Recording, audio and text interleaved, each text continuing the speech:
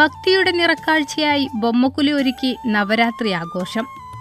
തിന്മയ്ക്കുമേൽ നന്മയുടെ പ്രതീകങ്ങളായി പടികളിൽ ബൊമ്മകൾ അണിനിരന്നു.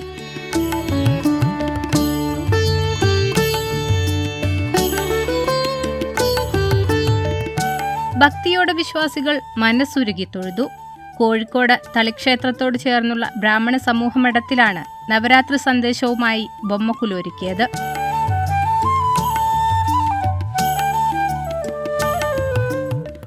ഒറ്റസംഖ്യ കണക്കാക്കി തീർക്കുന്ന പടികളിൽ ആദ്യം അഷ്ടലക്ഷ്മിയുടെ ബൊമ്മ സ്ഥാനം പിടിക്കും. ഇതോടെ ചടങ്ങുകൾക്ക് തുടക്കമാകും. 11 പടിയായിട്ടാണ് ഇപ്രാവശ്യം സെറ്റ് ചെയ്തിരിക്കുന്നത്. ഈ ബൊമ്മകളൊക്കെ വരുന്നത് തമിഴ്നാട്ടിൽ നിന്നാണ് ഞങ്ങൾ വരുത്തുന്നത്. ഇങ്ങനെ അഷ്ടലക്ഷ്മി, നവഗ്രഹങ്ങൾ, പിന്നെ വെങ്കടാചലപതി, അങ്ങനെ കുറേ സെറ്റുകൾ വരുത്താറുണ്ട്.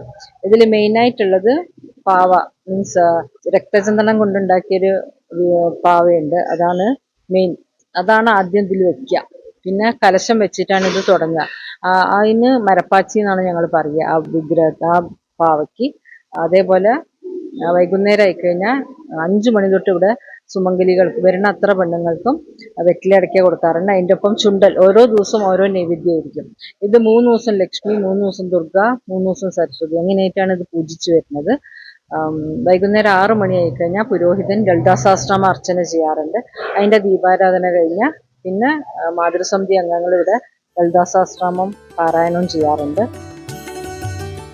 ഇനി വിജയദശമി നാൾ വരെ ചടങ്ങുകൾ തുടരും. ദക്ഷിണേന്ത്യൻ സംസ്ഥാനങ്ങളിൽ നിന്നും കോഴിക്കോട്ടേക്ക് കുടിയേറി പാർത്തവരുടെ പുതുതലമുറയാണ് ബൊമ്മക്കുലു ആഘോഷിക്കുന്നത്. വർഷം തോറും ഇവർ ബൊമ്മക്കുലു ആചരിക്കാറുണ്ട്. ഇത്തവണ പ്രധാന ഹോമം അഷ്ടലക്ഷ്മി ഹോമമാണ്. ഇപ്രാവശ്യത്തെ മെയിൻ ഹോമം പറയുന്നത് അഷ്ടലക്ഷ്മി ഹോമമാണ്. അഷ്ടലക്ഷ്മി ഹോമത്തിന്റെ അതിനോടനുബന്ധിച്ച് തന്നെ 36 കന്യാകുട്ടികളെ ഇരുത്തിയിട്ട് പുതുവസ്ത്രങ്ങളൊക്കെ കൊടുത്ത് കുട്ടികൾക്ക് അവരുടേതായ പൂജകളുണ്ട്. അതും ചെയ്ത് പിന്നെ 4 സുവാസിനിമാരുണ്ട്. അവർക്കും പുടവയും വസ്ത്രങ്ങളൊക്കെ കൊടുത്ത് അവരെ ആദരിക്കാറുണ്ട്.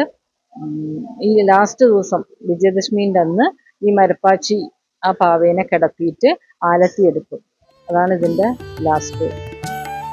ബൊമ്മക്കുലു പൂജ നടത്തുന്നതോടെ ദേവി സാന്നിധ്യമുണ്ടാകുമെന്നാണ് പറയപ്പെടുന്നത്.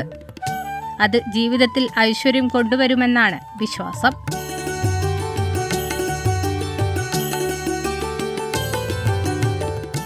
ETV ഭാരത്, കോഴിക്കോട്.